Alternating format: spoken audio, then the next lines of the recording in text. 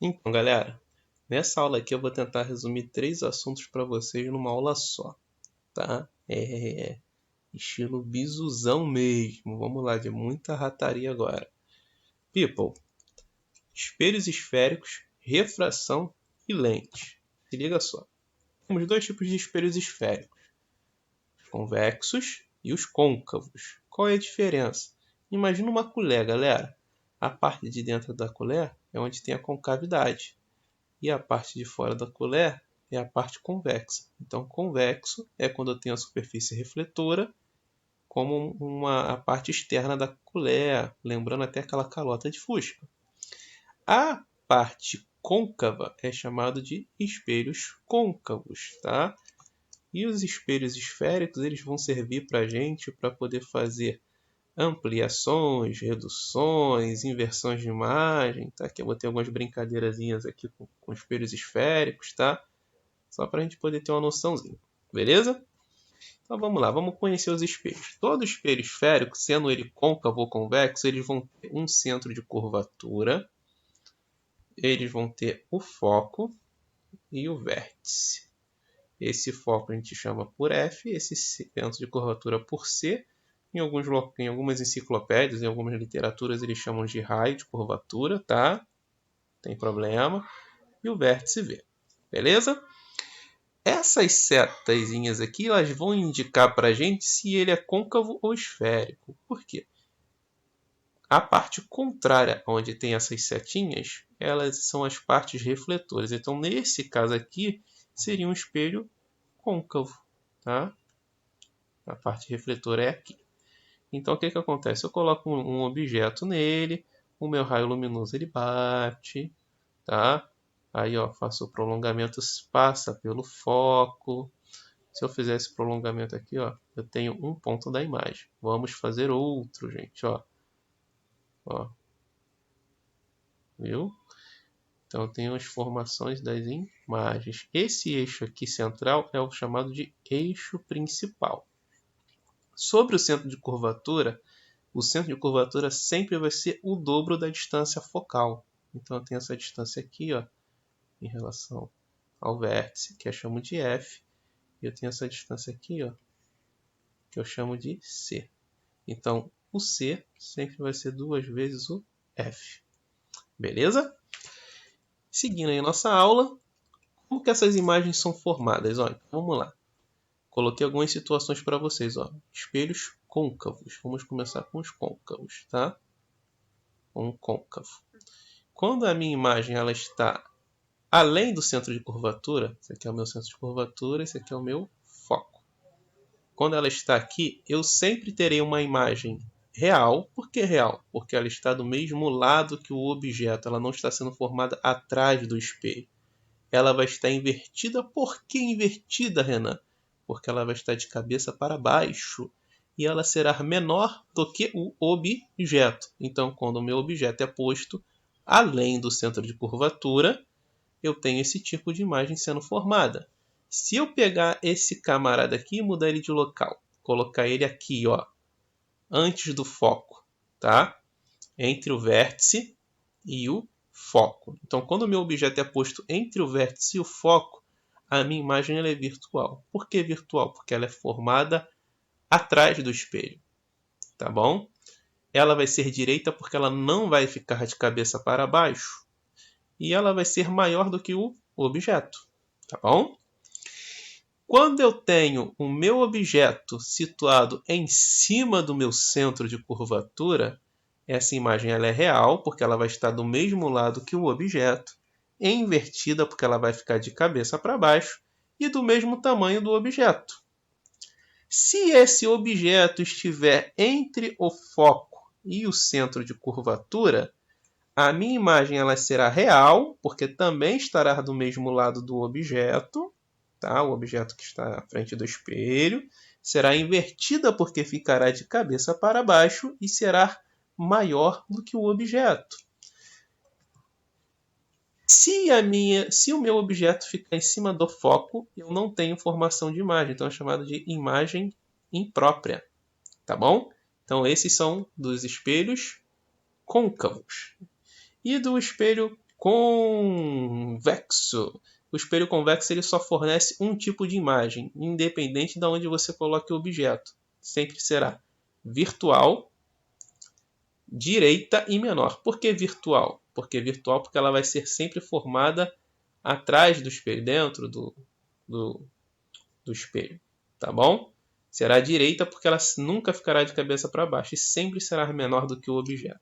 Beleza, gente? Então tá aí, espelhos esféricos.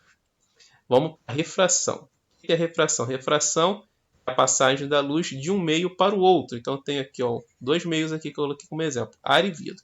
Devido a essa passagem eu tenho mudança da velocidade, tá? E eu tenho mudança da sua velocidade e da sua direção em relação à normal. Em relação à normal. Daqui a pouco eu vou mostrar para vocês uma equaçãozinha que a gente vai aplicar aqui. Que é essa aqui. Tá? O que é o N? N é o índice de refração. Então vamos supor aqui, vou chamar aqui meio 1. E aqui seria o meio 2. Então N1, N2.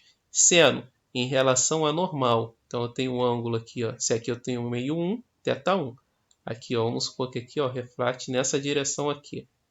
O θ2, sempre em relação ao normal. Tá? Então, essa é a equação aqui de Snell-Descartes, tá? Aplicadas à refração. Show? Qual é o valor aproximado do índice de refração no meio 2? Então, tem uns dados aqui. N1, seno de θ1, seno de θ2. Aplica a equação de Snell. Tá? Então, se eu quero saber o N2, vou deixar esse cara em função de N2. Opa, foi até muito rápido. Substituindo aqui o N1, 1,5, seno de θ1 0,8, o N2 que eu quero e o seno de θ2. Tá? 1,5 vezes 0,8, 1,2. Esse cara que está aqui multiplicando vai para o outro lado dividindo. Tá bom? Então, N2 é 1,2 dividido por 0,6 que vai dar 2. Tá? É uma equaçãozinha bem simples, tá, gente? Então, tá aí a equação de Snell-Descartes. Beleza? Aplicado a refração. Gente, lentes esféricas, tá? Lentes mais refringentes que o meio, ou seja, o meu índice de refração nela vai ser maior do que o índice de refração no meio. Existem dois tipos de lentes, tá? Convergentes e divergentes. Eu tenho as lentes delgadas e as lentes espessas. Espessas são as lentes que eu tenho bordas grossas. E as delgadas, as minhas bordas são finas. Você já deve ter visto aqueles óculos que chamam, às vezes, de lente de garrafa. Você vê que a borda da lente, às vezes, é muito grossa ou a borda da lente é muito fina. Então, se for fina, delgada. Se for grossa, espessa. Beleza? Galera, essa aqui é a equação dos meus fabricantes de lentes. Elas podem ser aplicadas tanto às lentes quanto aos espelhos. Tá bom? F é o foco, ou distância focal. O P é a distância do objeto até a lente ou do objeto até o espelho. Eita, que ficou feio esse negócio aí. Espelho. Agora sim.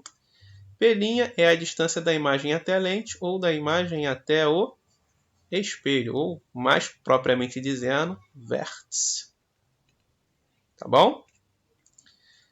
Essa aqui é a minha equação para ampliação, ou seja, menos P' sobre P ou menos imagem sobre o objeto. Lente convergente, lente divergente. Um objeto está a 60 centímetros de uma lente convergente que possui foco de 20 centímetros. Com base nessas informações, calcule a distância da imagem até a lente. O que é a distância da imagem até a lente?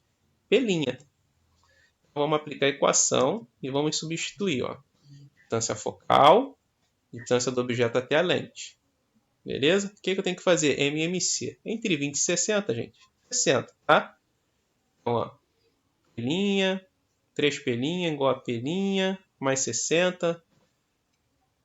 3P' menos P' vai dar 2P'. E o P' vai ser igual a 30.